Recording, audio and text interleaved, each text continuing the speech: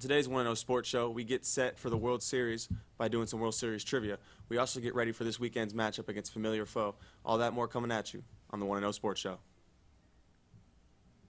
Texas finally 1-0, finally riding for the brand. And I'm getting back on my soapbox saying that if they just hit and rap and drive, then that play doesn't happen. You heard it here first from Hunter. Book your plane tickets to Omaha today. But we're not done yet. No shot. You're not Are serious. you kidding me? So that's the third time. That's terrible. Did you believe this was possible at the beginning of the season? Oh, I always believe. Always drink the Kool-Aid.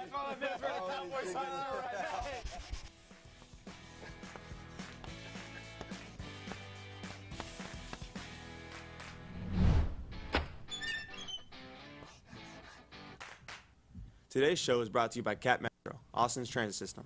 We connect you to work, school, play, everywhere in between. Plan your ride to this weekend's game at catmetro.org. And with that, we introduce ourselves to another 1-0 Sports Show. My name is Mike. I'm one of your hosts, Michael Alvarez. Alongside me is Henry Hipschman. Henry, how you doing this morning? I'm doing good, Mike. How are you? You know, I'm not doing too bad. You know, it rained a lot yesterday. It kind of ruined my day.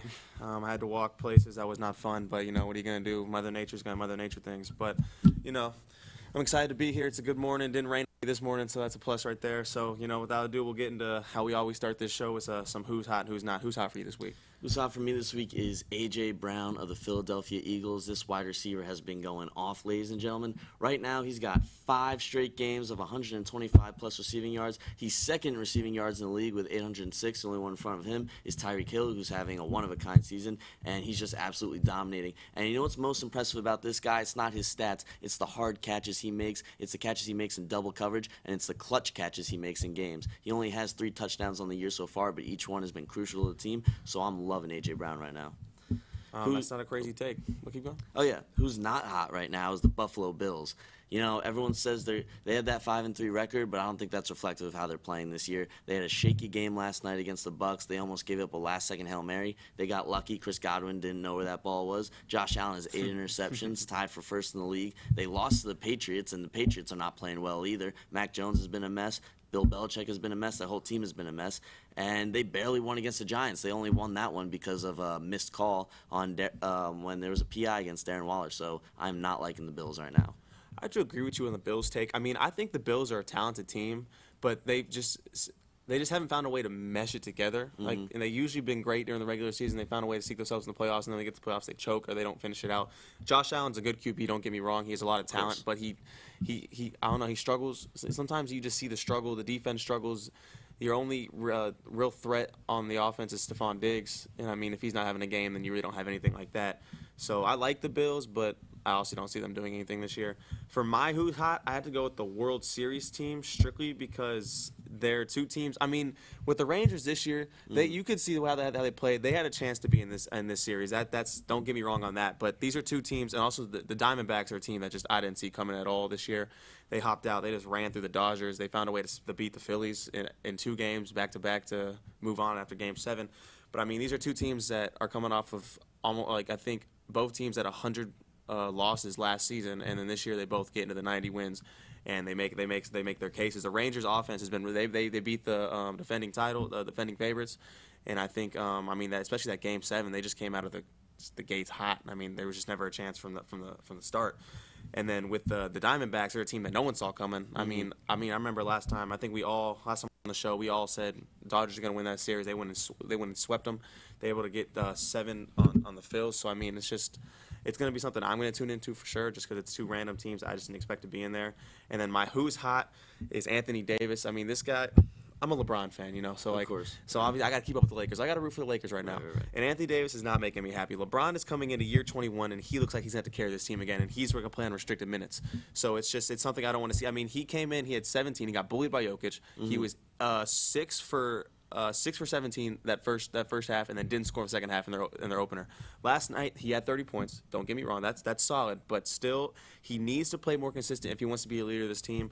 If he wants to make a showcase for MVP, he wants to make a name for himself in this league again, because he's fallen off these last couple leagues after their bubble championship. I think Anthony Davis needs to play a lot better. I mean, he needs to be the leader of this team, because LeBron, he's going to play in restricted minutes. He's old. I love the guy, but he's getting older.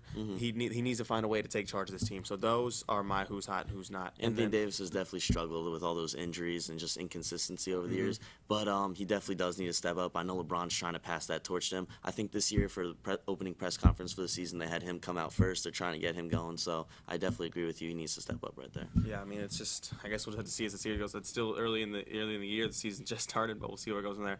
All right, moving on. We have the World Series starting tonight with the teams I just talked about, the Diamondbacks and the Rangers. Are you interested in watching this one? Do you think this is going to be a good series, or do you think one team just takes it away? You know, I think this is going to be a closer series than people think. You know, it's kind of the tale of two underdogs right now, two low seeds, the 5th and the 6th seed.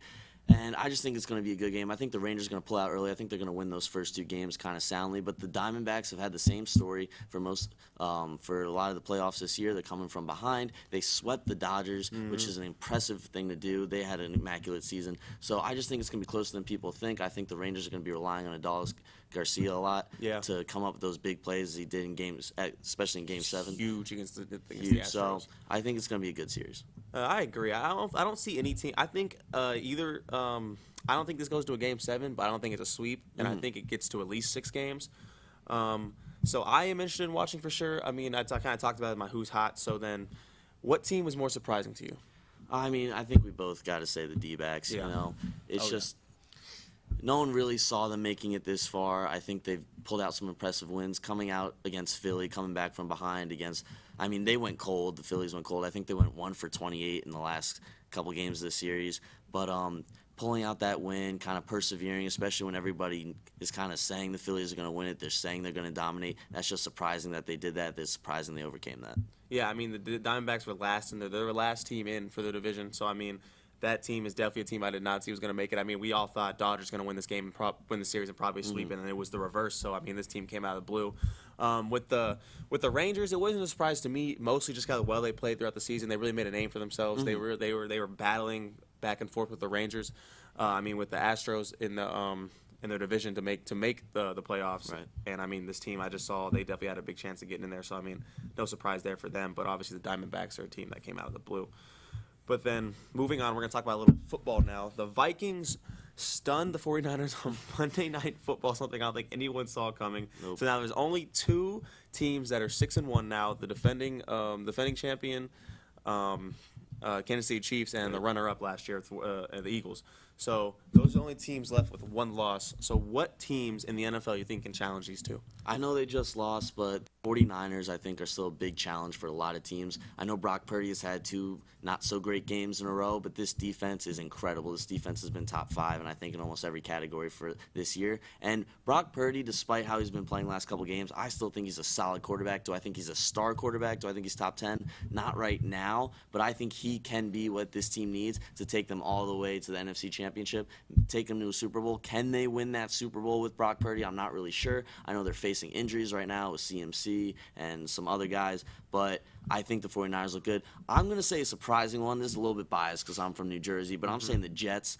The Jets have proven themselves to be a contender because of their defense. Their defense is playing great. They stopped the Eagles. That's why I'm saying this mainly. They stopped the Eagles last week. They frustrated Jalen Hurts. They limited A.J. Brown in the first half, went off, but in the second half they limited his catches drastically. I know it's a struggle with Zach Wilson in the offense. You know, their red zone offense has been pretty bad. I think it's one of the lowest in the leagues right now.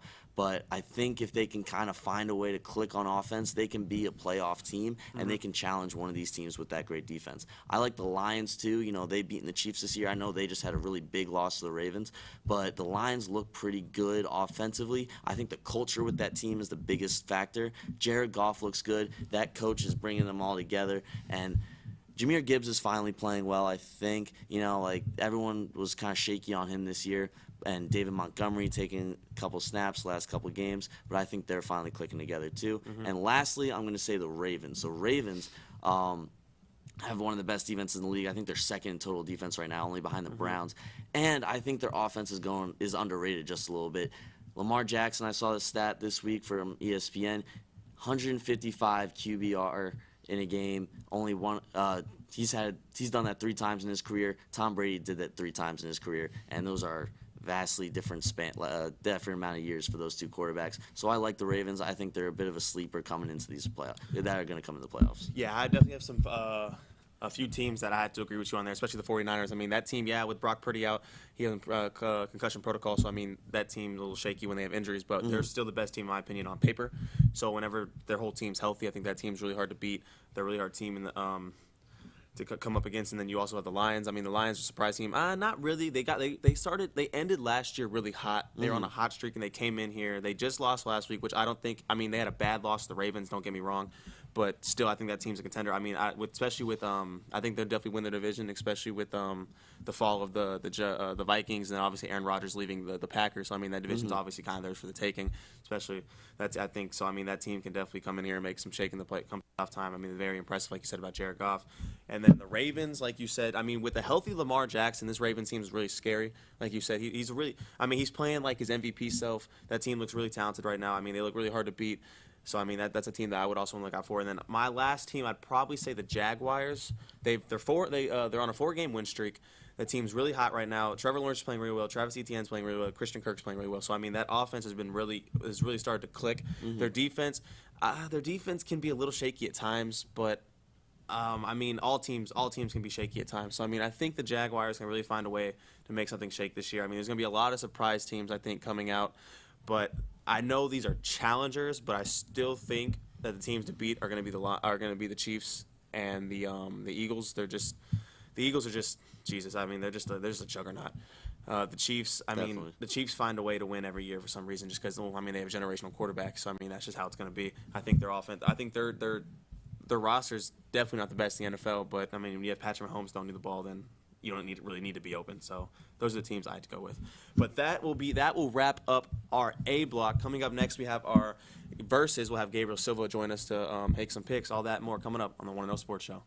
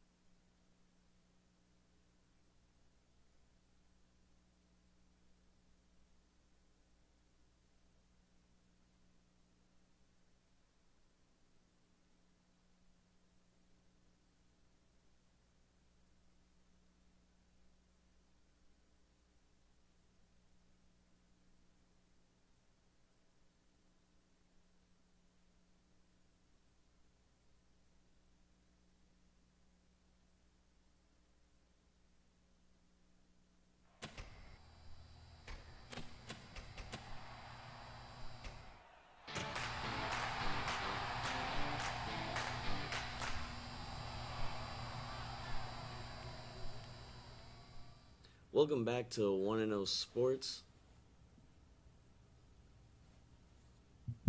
Welcome back to 1-0 Sports as we get ready to play a little versus. We're joined by Grabriel, who's going to be our judge today. How you doing, Grabriel? Doing pretty good. Up and early, ready to judge some highlights. All right, well, first we're going to start off with the best college football play of the week, and Mike's going to start us off. All right, so I think this week in college football wasn't too exciting. There wasn't any great plays that just kind of stood out to me. It was like a spectacular one-hand catch, spectacular tackle, finish to a game. So I just had to pull out a Baylor kind of a flip option, triple option kind of thing against Cincinnati. They kind of just flip it around, toss back, couple flips, toss over the sideline. I mean, this was a good dominant game for them, especially because Baylor has not been hot this year. Obviously, Cincinnati's also not been hot. I don't think they've won a game in the Big 12 yet. So nothing spectacular about that play. I just thought it was pretty. You know, when you pull out a trick play, I think it's always pretty interesting to do, so that's what I had to go with. Trick plays always are effective, when they do work. But for mine, I'm going to go with Squirrel White of the Tennessee Volunteers catching a 39-yard touchdown against Alabama early in the first quarter. And I just think this is a big play because you're starting things off against Alabama. You want to set the tone, and scoring first is a great way to do that. It's a hard catch. Hard catch, getting that toe down a little bit. Had to review it at first, I think, but I just think that was a great play for this week. Next, we're going to go with best NFL. Sorry. My fault. I'm going to go with the Squirrel White play. Tennessee, it was important for them to start off hot. They did end up losing the game. They couldn't keep the same momentum. But that Squirrel White catch, acrobatic, 1 foot barely in. It set the tone for the first half, but they couldn't keep it up for the second half. So I'm going to have to go with Squirrel White's play. Awesome. All right, best NFL play of the week now. Mike? I'm going to go with Jake Bobo's toe drag catch in the end zone against the Cardinals. I mean, this was also just a great throw from Geno. He kind of just lobs it over there. It's kind of right where it needs to be. Extremely tough catch. I don't know how he got both feet down. It was pretty impressive to see. It'll show you a closer replay right here. So he somehow got that over the helmet. Perfectly timed throw. And then he found a way to get both his feet down. So I just thought that was really impressive. Really impressive catch there by the two-year player. So, that was my big NFL play of the week. Definitely a crazy throw and a crazy catch there. For me, I'm going to go with Terry McLaurin against the Giants. This was a very clutch play. It was only a touchdown of the game, but McLaurin catches it, doesn't get touched, gets back up, and runs back into the end zone for a nice little score for the Commanders. And I just think that's crazy, the field awareness there, and kind of proving why he's still a top receiver in this league. Poor Terry, man. He needs to get out that team. Oh, yeah, he does. I'm going to go with the Jake Bobo toe drag catch. Toe drag swag, you can't really say too much about it, especially in that tough corner end zone. He basically had 2 people on him. 3 also because, the sideline boundary was also guarding him too. Mm-hmm. And he manages to get both feet down by probably half a turf, and he's able to keep it in and score an important touchdown for the Seahawks. That's a heartbreaking loss for me right there. But we're going to transition from football and go to a little baseball, and we're going to do our best championship series highlights so far. Though they lost the series, I got to go with Altuve's 3-run homer to flip the score in Game 5 to take a 3-2 lead in the series. They were down 4-2. Plops one over. It's bottom of the 8th, either top or bottom of the 8th. And he flips the score completely, give him a 1-point lead going into the final inning. So, that was pretty impressive. They did lose this series. This was an incredible series if you had a chance to watch the games, except for the sad game, Game 7, that for the Astros fans, they did not want to see that. I know TJ's happy about that one, but that's what I got to go with. Personally, I'm a Yankees fan, so I'm kind of happy with the result. But for mine, I'm going to go with Adolis Garcia's Game 7 third-inning home run. And what a way to put your team ahead, set the tone for Game 7, and give your team that spark of energy to pull ahead of the Astros, who, had a couple of really good games there. We're making the Rangers worried. But I think this is what ultimately put the Rangers up on top. So I think that was definitely the best highlight of the championship series. For this one, I'm going to have to go with Altuve's home run. The series didn't end up the way it was, but, I watched it live. I almost jumped out of my dorm bed. I'm a huge Astros fan, so I almost jumped off my dorm bed, watching that home run. It was one of the craziest things ever. No matter what happened at the end of the series, it's an automatic, memorable October moment. People will remember that, depending on, they won't really remember the end of the series. They'll remember that memorable home run. So I'm going to have to go with Altuve's home run. Oh, didn't know you're an Astros fan. I guess I kind of got the up on that one. But a lot of bias. Might need to bring a new ref for this next question, Moving on, though, we're going to go to no player highlights, but the worst ump/ref mistake or biggest blooper of the past week, and we know there's been plenty of them. Ref, I got to go with Aaron Gordon holding the rim on a lob dunk against the Lakers. Kind of a bad angle here. I couldn't really find a great video for it. But you can tell, you'll see it after this. But you can see LeBron obviously already saw what happened. It was just this is blatant. I don't know how you don't see this. You obviously can't grab the rim before you do it, before you put the ball in. The refs are going to be against the Lakers this year. They don't want LeBron to win 5. That's fine. No one ever wants LeBron to win 5. It doesn't matter. But that was just. It was like I remember watching that live. Like, this is ridiculous. I hate this. I can't do this. I got to talk to this ref. I can't have y'all going against my glorious king like that. My glorious 6'9" king from Akron, Ohio. So it's just they got to be better.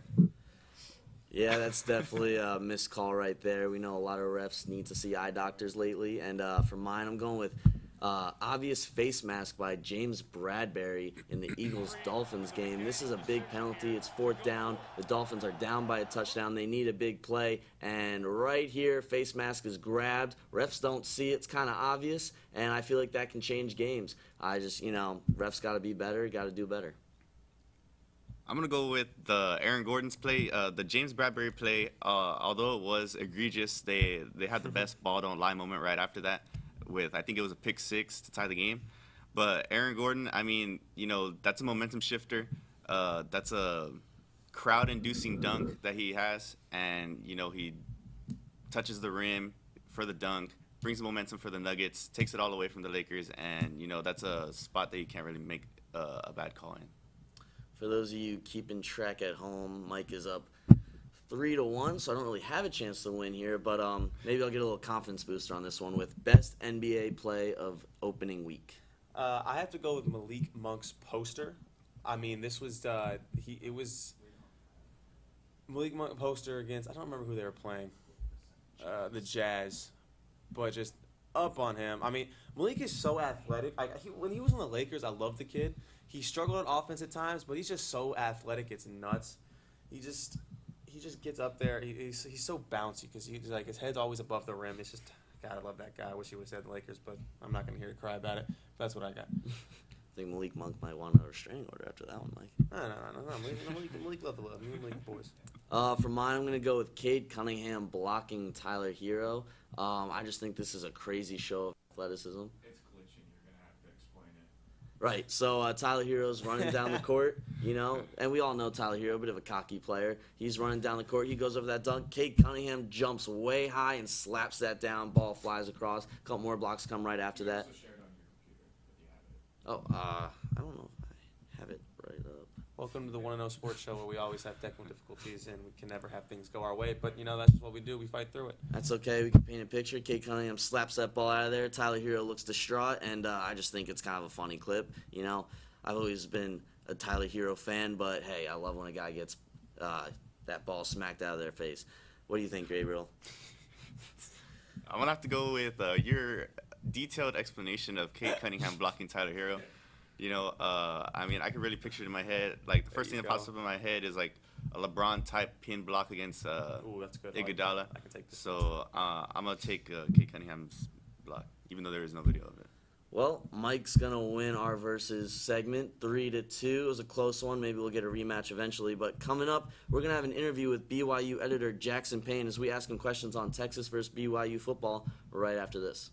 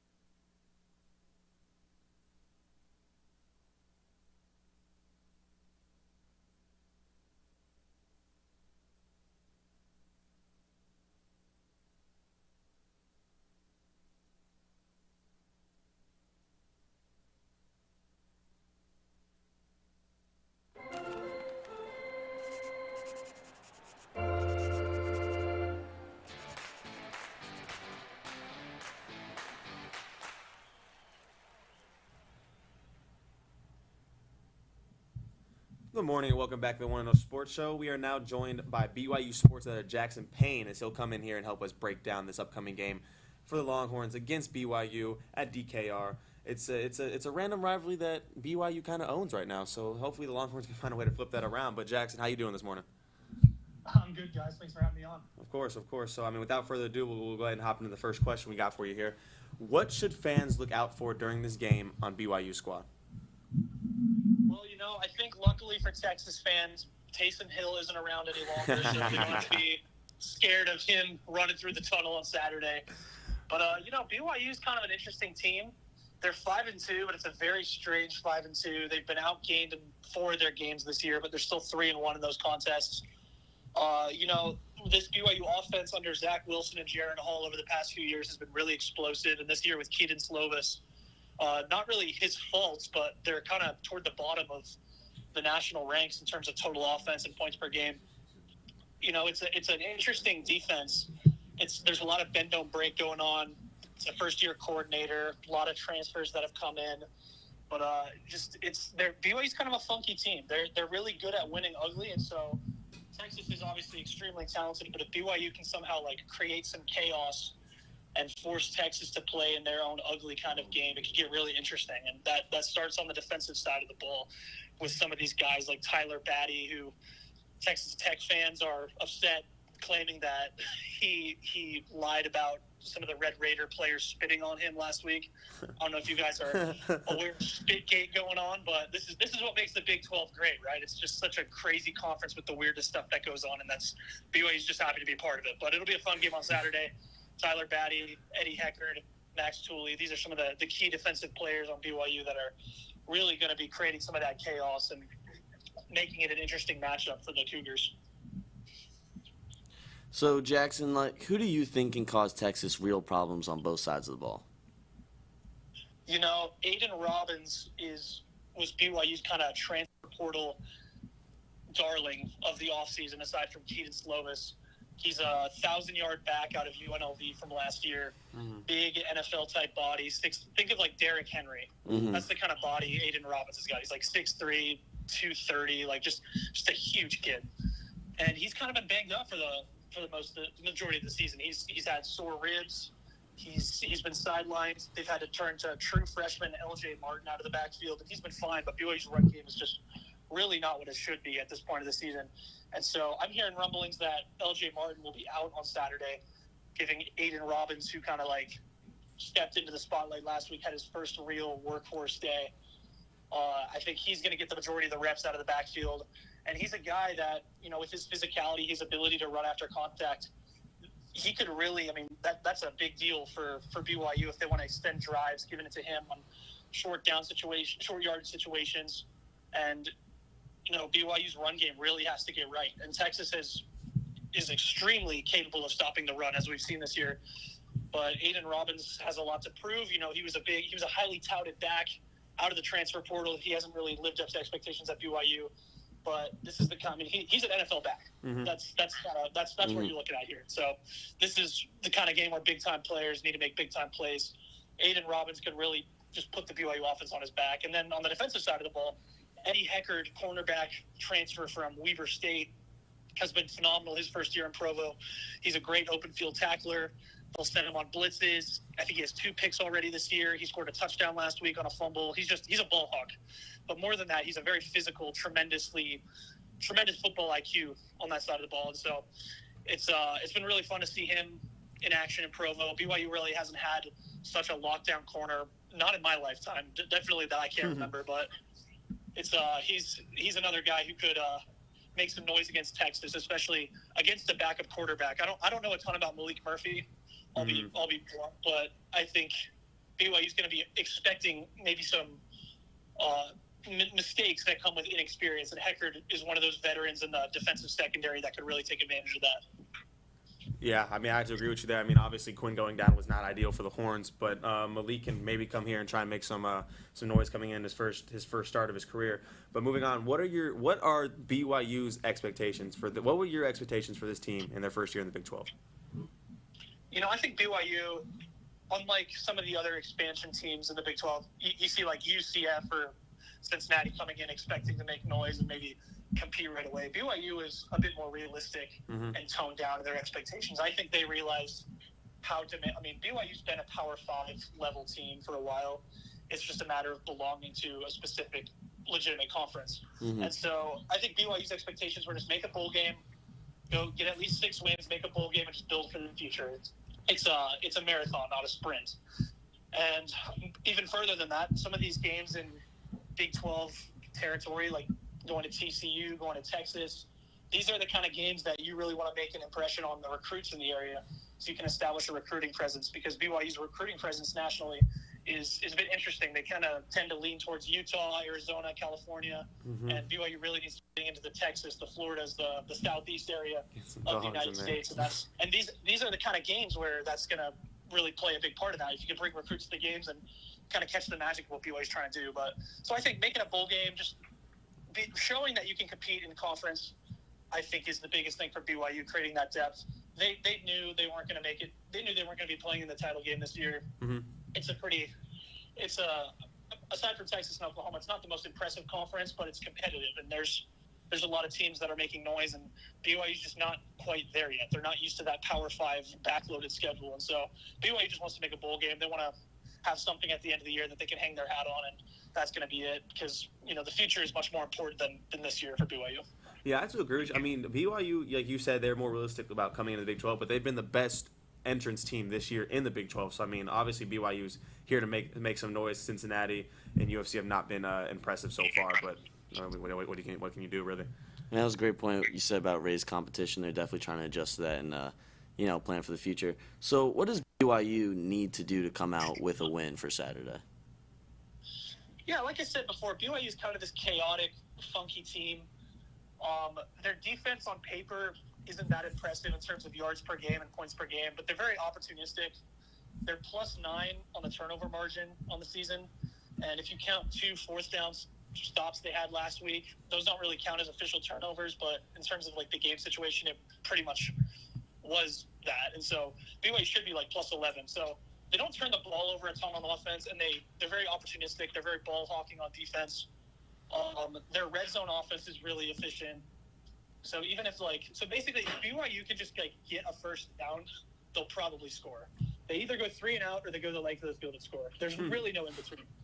But BYU's just gotta, if they can kind of take advantage of this backup quarterback situation. I'm sure Malik Murphy's extremely talented, but making your first career start is never easy. There's got to be some jitters. If BYU can really take advantage of that, like they did with Jake Strong at Texas Tech last week, if they can just maybe get in his head early, hit him a few times, get some turnovers. Winning the turnover battle is huge for BYU.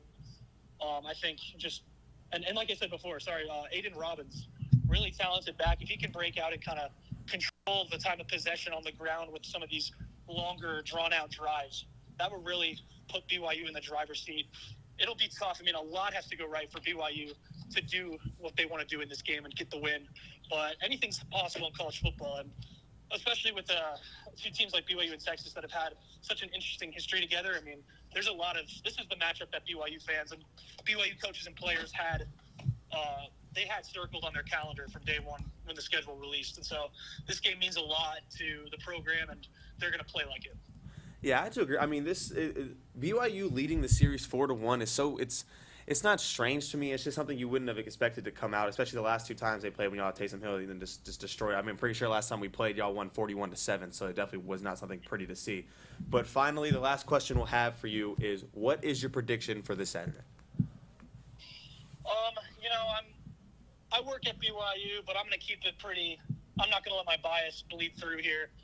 I think BYU is going to fall short. Texas is just so talented. It's one of those games that Texas is a 17.5-point favorite for a reason. BYU is 5-2. They're not as good as their record shows. They haven't really tapped that potential that they should be at. But at the same time, BYU is going to cover. They're not going to lose by 2.5 scores. I think BYU keeps it at least I don't think it'll be a double-digit point differential. I think BYU can at least be competitive. It's going to be a moral victory type game. BYU just wants to prove that they can hang with a top 10 team. And, BYU's beaten top 10 teams under Kalani Sitake. In 2018, they went to Camp Randall at Wisconsin and beat then number 6 ranked Wisconsin. They beat Baylor at home last year, and while neither of those teams really amounted to anything on the season, it still shows that like when the stakes are that high and you're playing a team as nationally regarded as Texas is, BYU isn't really a slouch. They can come in and make some noise, and especially with their last road trip at TCU, they got embarrassed. That was one of the ugliest. And so BYU's definitely hungry after that game to not get embarrassed on the road again. They desperately want to belong in the Big 12. They're a win away from bowl eligibility, and honestly, they're playing with house money because most sports books and odds makers had them at 4.5. Their win total was 4.5 for the season. They're already at 5. So everything that they've kind of like been expected to do, they've done. So at this point, they're just playing with house money, and so it's going to be an interesting game. BYU's going to play fast and lose like nothing to lose, and like I said, I don't think BYU wins, but they're going to be a hard team to take down, and I'm just excited for a good game. I think it's going to be a really interesting game. I think it's going to be exciting. I think both fans of both teams are going to have a lot to like from the game, but at the end of the day, BYU is going to fall, but they will cover. And, as many sports gamblers know, that might be the most important thing. Yeah, I do agree. I mean, obviously, all true Texas fans are going to know that they're not going to sleep on BYU this time, hopefully, because we've obviously struggled against them in the past. But that's all we have for you today, Jackson. We really appreciate you coming on today, and we really look forward to this game coming up on Saturday. Yeah, thanks, you guys. Best of luck down the stretch after this week, after you guys lose. All right, Jackson. You take it easy, man. Thank you. And that is all we have for this block. Next, coming up, we have some World Series trivia, something we haven't done on the show before, but we'll be joined alongside our executive producer, TJ, and he will come help us kind of run through this segment and all that and more coming up on the 1-0 Sports Show.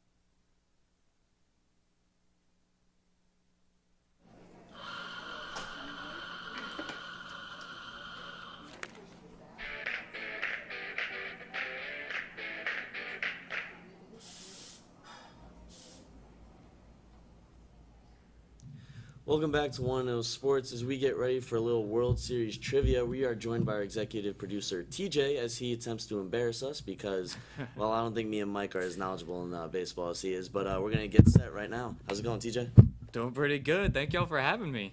And thank you for joining us. Yeah, What's our first question look like? All right, well, the first question, all right. First of all, the World Series trivia. We did trivia a couple weeks ago for the first time. I had a blast doing it, so I'm excited to do it again. The first question, so we have such a weird World Series, you know, Diamondbacks and Rangers. Some people weren't expecting it. You know, when was the last time a team in the World Series actually won a World Series? Is it A, 1971, B, 2011, C, 2001, or D, both those teams just have never won a championship? All right, I'm glad this is multiple choice. Now I can really try and find a way to break this down. That's how I do all my tests. Okay, Gotta help out. Gotta help out the casuals. Okay, 2011. I'm pretty sure I read an article that said that was the last time the Rangers made the World Series. I'm not 100% positive. I don't think they won it though. So I'm gonna go ahead and cross out 2011. Okay. Process 2007, of elimination. 1971. I feel like the Diamondbacks weren't even thinking 1971. So I'm gonna go ahead and cross out 1971. 2001 is really touching me right now. I'm really stuck between D and C. Screw it. I'm gonna go with D. Both teams never won. Okay. Well, I'm a Yankees fan, and some bad memories from that year. I wasn't alive, but I just know about it. And you guys broke some dreams that year. I'm going to go number 3, 2001. Oh, God.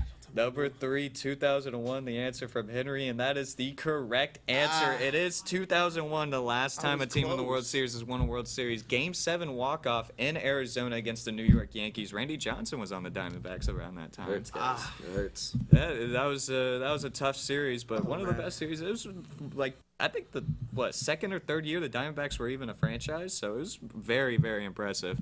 But anyways, let's get on to the next question. We got Henry up 1-0. So the next question, the Texas Rangers, one of the teams in the World Series, are known for one of the worst playoff chokes ever in 2011 World Series. You were right. Against the St. Louis Cardinals. There's a lot of good players for the Cardinals in that series, but there's one that stood out against all the others. Who won World Series MVP for the Cardinals in 2011? Okay, never heard. I think I've heard of Chris Carpenter before, so I'm gonna keep him in my mind. Okay. I don't know who David Freese is. We're gonna cross him out.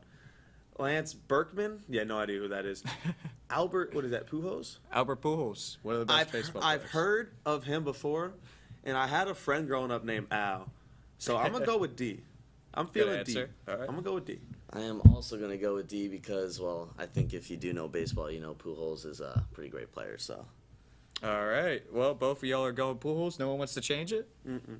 All right. Well, I'm afraid both of y'all are wrong. Yep. Albert Pujols was a really good baseball player in 2011. He was so good that the Rangers intentionally walked him almost every at-bat. So he did not have a chance to win the World Series MVP. The World Series MVP was David Freese. He had an amazing Game 7 to bring the Cardinals back into the series and eventually win in Game 7.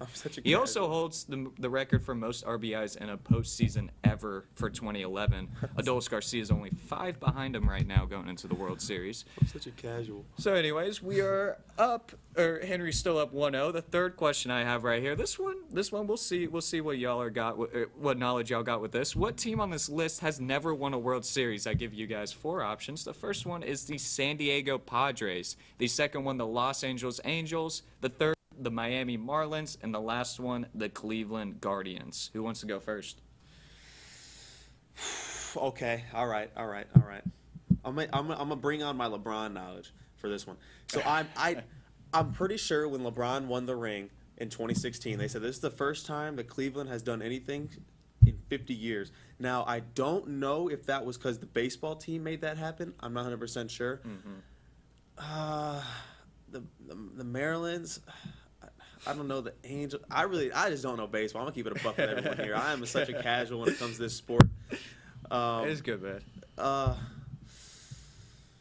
Okay, LeBron, we trust. Let's go D. Cleveland Guardians. I thought they were the Indians. I don't know what happened to that, but I think things. A couple years ago, they changed the name. Yeah. You know, I've always considered myself a baseball fan, but I guess I've been a bit casual the last most of my life about it. This make me go home and study, but I'm going with my gut. I'm going with the Angels. Los Angeles Angels. Okay. All right. That might have been the right choice.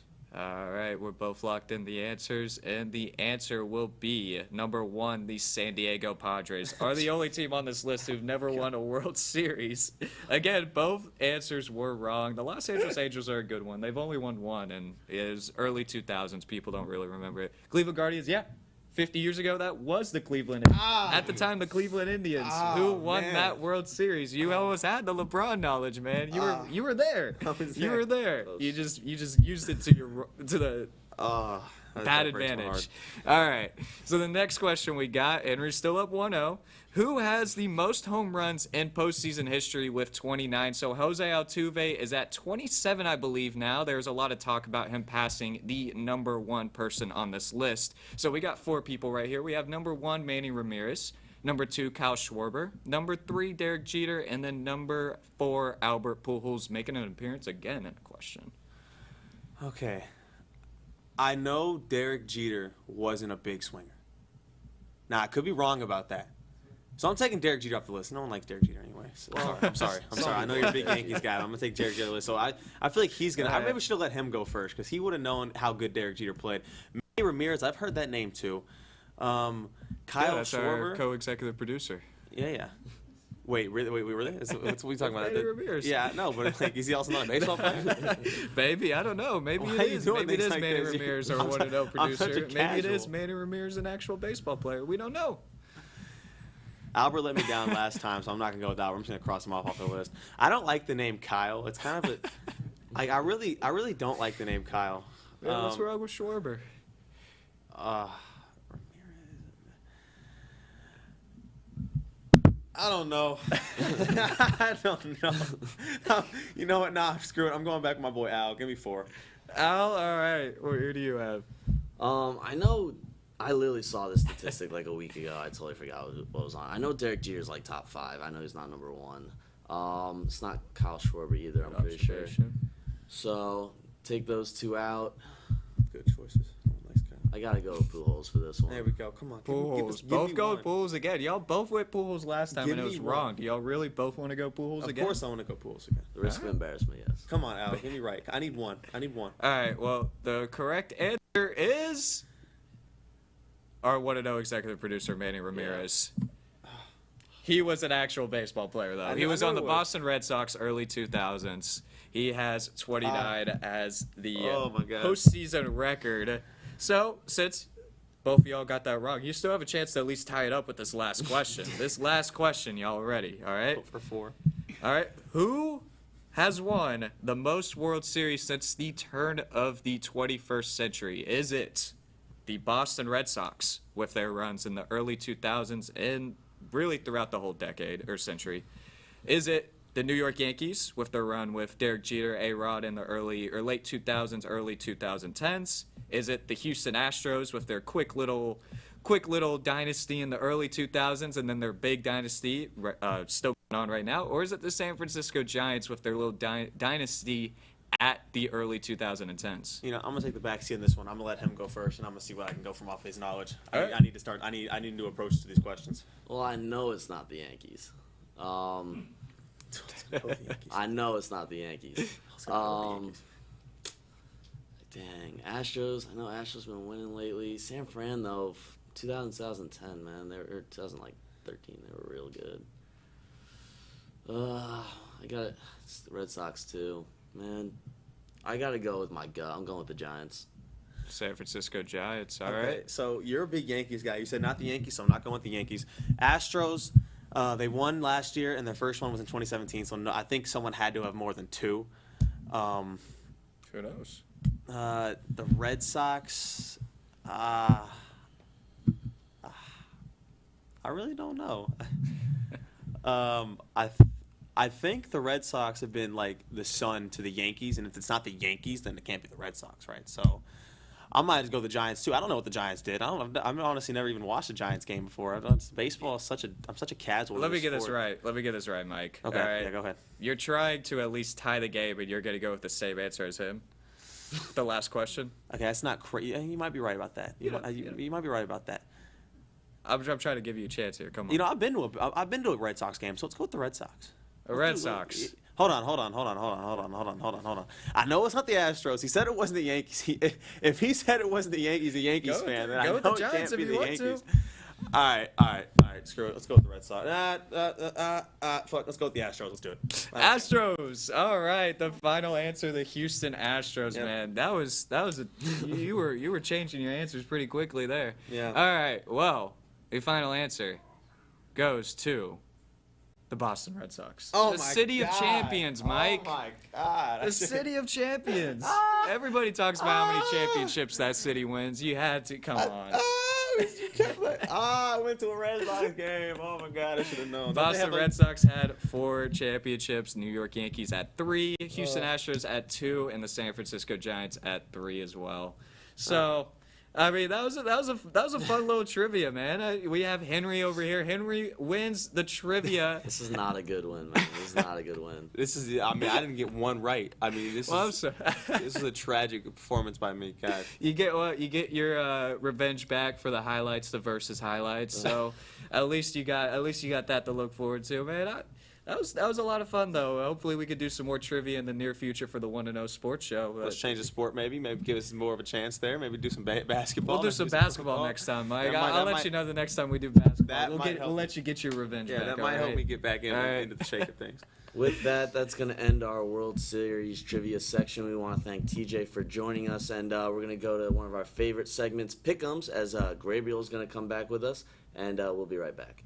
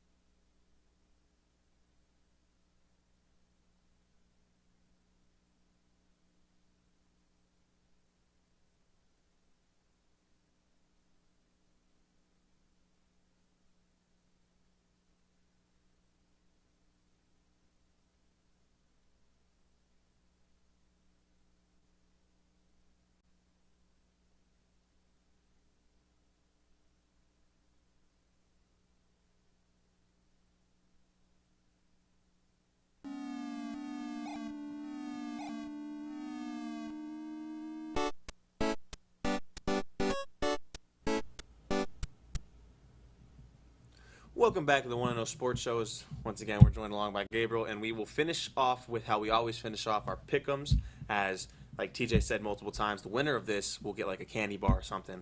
So I mean, you got to make sure you're on your game about these repeat whatever he wanted to give us about these games. So without further ado, we'll hop right into it. Our first one. We'll talk about some NBA action as that season starting to tune into. We have the Heat at the Celtics. Henry, what you got?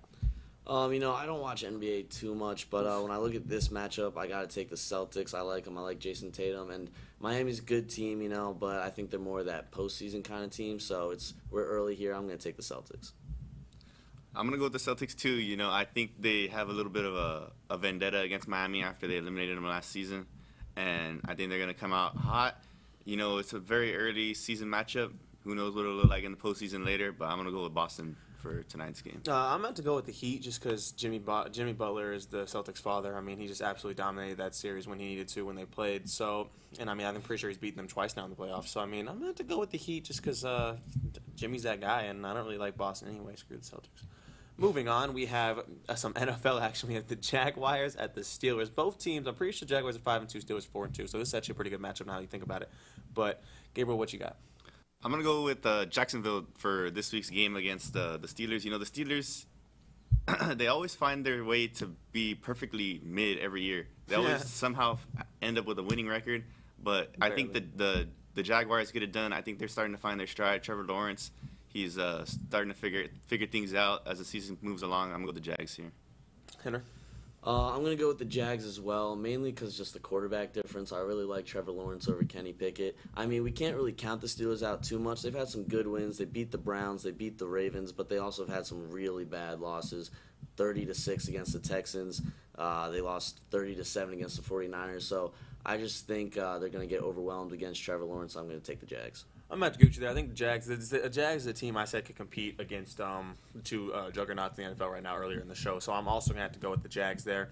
And moving on, so we get the sweep there. The next thing we'll have is the Browns at the Seahawks as a Sunday night mid game. And we have, I think it's an interesting matchup too. I think the Browns have kind of made it's weird. I mean, both these teams are weird to me, so I really don't know. But I'm going to have to go with the Seahawks just because they're coming on the road. I mean, yes, the Browns, with Deshaun Watson out, P.J. Walker has played well. He's won 2 games. But, I mean, I don't think it's because of P.J. Walker they won those 2 games. They have a great defense, in my opinion. I think the Seahawks and Geno Smith are going to find a way to get done, so I'd go with the Seahawks.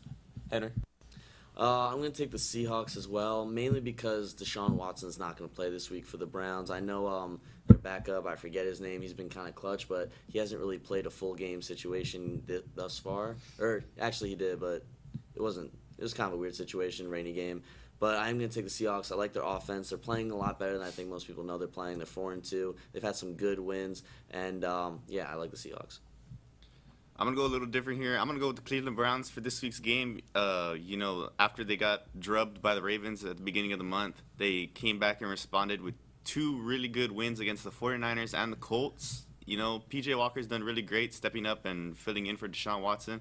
I think they're going to keep the same momentum going into Seattle this week. Yeah, okay. I mean, again, these are 2 weird teams. I really know who to pick. I just go with the home favorite here. But moving on, we have the Bengals at the 49ers. Yeah, the 49ers are a team that I thought were going to be really powerful this year. They probably still will be, but I'm pretty sure Brock Purdy's still going to be out for this game.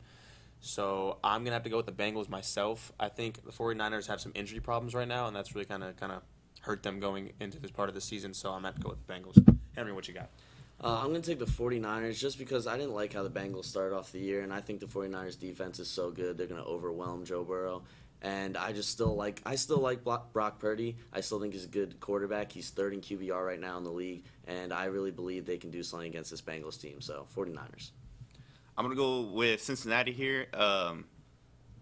Joe Burrow, he's starting to figure things out, just like Trevor Lawrence down in Jacksonville.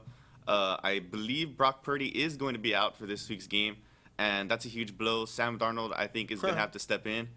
Jets legend Sam Darnold. But, San Francisco, they've lost their last 2 games against some, compared to them, some inferior opponents. Mm-hmm. So I think, they're going to match against this Cincinnati Bengals team, and they're going to lose also. All right, moving on. We have the Bears at the Chargers. Sorry, Tommy, but the Bears are just not the team to be probably ever again. So I'm just gonna have to go with the Chargers here. Also, I think the Chargers are also a pretty mid team. I think the Chargers are an extremely overrated team. They always find a way to struggle. They find a way to only win, like, with that talent of a roster they have, they find a way to only win like 9-10 games a year. So even though the Chargers are also mid, I think the Bears are awful. So I'm gonna go with the Chargers. Gabriel, what you got? I'm gonna go with the LA Chargers too. I mean, the Bears are the Bears. I don't know whose smart idea it was to put this game prime time Sunday night, because and the World Series isn't even going to be on for that day either, so it's just going to be a snooze fest. This is my favorite game also. So I'm gonna have to go with the Chargers. I think Justin Herbert, he'll figure something out against this pretty bad Bears team, bad news Bears. So I'm gonna have to go with the Chargers. Yeah. All right, Henry, finish us off. I'm going to go the same Chargers. You know, it's just a really good offense. I still like Justin Herbert. He's just got to find a way to, clutch up at the end of these games and not make stupid mistakes like he did against the Cowboys, that last-second interception. And he just got to get his stuff together. But I like the Chargers. All right, moving on. We're going to end this off with some college football as we have number 8 Oregon at number 13 Utah. Utah's coming off a big win against USC, but I think they own USC. I meant to go Oregon here. I think Oregon's a better team. I know they're on the road, but I think Utah hasn't really impressed me even because I think USC is extremely overrated, so they haven't really impressed me this year. I think Oregon's been pretty impressive. They should have won that game against Washington. They should be undefeated right now, but I'm not going to talk. I'm not going to pick sides there, but I'm going to go with Oregon. Gabriel. I'm going to go with Utah here because, we're all going to Texas, and Oregon loss would really help out for CFP chances. And my key to this game is that this game is going to be played at Rice-Eccles Stadium in Utah, and, that environment is going to be loud. It's going to be raucous. Those Utah fans are going to be crazy. I think they showed something against USC. They've been playing really solid, even though they don't have Cam Rising. He might be back next year. But I'm going to go with Utah here, upset over Oregon. All right. Henry? I'm going to take Oregon because I think, like Mike said, I think they could have won that Washington game. They had a couple sketchy fourth-down situations where they couldn't convert. I think they could have came out on top. Utah is a good team, but beating USC, it's a big deal, and it's not a big deal because that team has very little defense. Every game's a very close game except the one where they got destroyed by Notre Dame, so I like Oregon for this one. All right, so moving on, we have some ACC action. We have Duke and Louisville, 2 basketball schools who are in the top 25, top 20 actually, and we got number 20 Duke at number 18 Louisville. I got to go with Duke here. I think Duke's a more talented team. I think Louisville started off this year really strong, but I think they're actually pretty overrated when they get into big games. So I'm gonna go with Duke. Henry, what you got? I like Duke as well. They had a close one against FSU this past week, and I know Louisville had that win over Notre Dame, but I think that was more of a fluke. I think Notre Dame should have won that game. I think they win that game 9 times out of 10, so I like Duke. All right. I'm going to go with Louisville here. They're playing in Louisville. The key for Duke is going to be the health of Riley Leonard because he went out against Florida State. I think if he's healthy throughout that Florida State game, Duke would have won, and I would have picked Duke this week, but his status is uncertain. I'm going to go with Louisville. I think they're a better team. They're going to play good at home in front of their own fans, and, they're going to keep riding this momentum into a successful season at the end. All right, and moving on, we have Colorado at number 23 at UCLA. Gabriel, you can start us off here. I'm going to go with UCLA. Colorado struggled a lot. You blow a lead to Stanford. How do you do that? You know what I mean? That's bad. They've had some tough losses against the bigger teams like USC and Oregon. So I'm going to go with UCLA in this one against Colorado. Henry? I'm going to go UCLA as well. They've struggled to protect their quarterback. Like Grabriel said, they've blown leads. And UCLA is actually number 11 in the country in total defense. So I think they're going to pressure Shedeur Sanders and have a good game and win that one. I am going to have to flip the switch. I'm going to go Colorado strictly because I think this is a game against offense and defense. I think UCLA is a good defensive team. Their offense is very struggling, and obviously it's the opposite in Colorado, so I think they have a really strong offense, and their defense is what struggles. So it's really going to come out whose offense and who's better at what they're known for, and I think Colorado's going to come away and make that happen. So, I'm a Colorado believer. I love Colorado. It's Shedeur time. I don't know what DJ Khaled do. He's like, this is the Shedeur or something. He's something stupid Khaled did, but I'm going to go with Colorado here. And we'll finally end it off with our game, not game of the week, but our game that we always look forward to is Texas playing. So we have BYU at Texas. This is obviously, for some reason, BYU owns this series 4-1. It's so weird. It's such a weird series to me because not a lot of teams have the series edge over the Horns. So who you got, Henry? I got Texas in this one, and I think, as our guest earlier today said, BYU is kind of a weird team. They're better than people thought they would be, but they're still not, good. And, Texas, we're really good. And I know we have Malik Murphy coming in, and that could be a struggle. That could be an adjustment. He has a very strong arm, so we'll see what he can do with that. But I think Texas wins this one pretty soundly. Gabriel? I'm going to go with Texas also. I think this is a great game for Malik Murphy to find his rhythm, especially with try not to look ahead, but next week against Kansas State, that's going to be a really tough matchup against a really good team. BYU, they've been all over the place. They could beat Texas Tech one week, and then they get drubbed by TCU another week. You know what I mean? So like our interviewer said, they're really all over the place. But I really like Texas in this one. I don't think they're gonna blow them out of the water, but I don't want to be too confident going into the game either. So I'm gonna go with Texas. Yeah, I agree. I'm gonna go with Texas here too, but knowing how Texas has played against BYU for some odd reason, this is not gonna be a blowout. This is gonna be a lot closer than people think. Obviously, with Quinn out, Malik's coming in. It's gonna be his first start of his collegiate career, so obviously there's gonna be some mistakes there. It's going to be probably a shaky start, and even with Quinn, we usually have offensive shaky starts. So I think the defense is what really carries this game. The offense, I think they'll find the groove and they'll find enough to put themselves over the top. So I got to go with Texas here. So we get the sweep there, and finally we're going to talk about the World Series as it is the Diamondbacks versus the Rangers. Shout out TJ and Joe. I know they're excited the Rangers are in this game, but for some reason I really hope that the Diamondbacks win. So let's move on to what we got here. Who do y'all got in how many games? Gabriel, we'll start with you. Well, today's game 1, but another famous thing happened on this day, almost a decade earlier. David Freese hit his walk-off, I think 12 or 13 years ago, and I think the Rangers, I don't know if they'll be able to get that monkey off their back. I'm going to go with the D-backs in 6. Arizona, they've never lost when they played in the World Series. Rangers have never won when they played in the World Series. I don't know. So, I mean, I'm an Astros fan. I'm not rooting for the Rangers. It's just the easy pick. I'm going to go with D-backs in 6.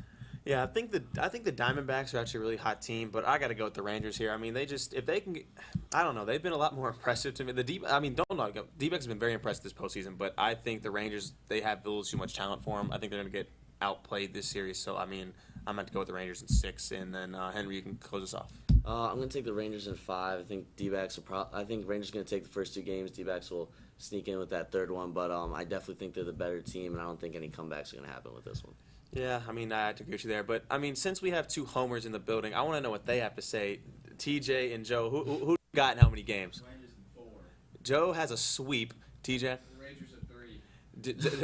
Somehow TJ has less than a sweep, so so we're gonna have the Rangers. I think all we have is Gabriel going for the D-backs here, but I think that was pretty evident. But that's all we have for this morning. Make sure to tune in next week at 10 a.m. and be sure to check out our sister shows, College Press Box Monday nights at 9:30 and College Crossfire Wednesday nights at 9. Have a great day, and we'll see you soon.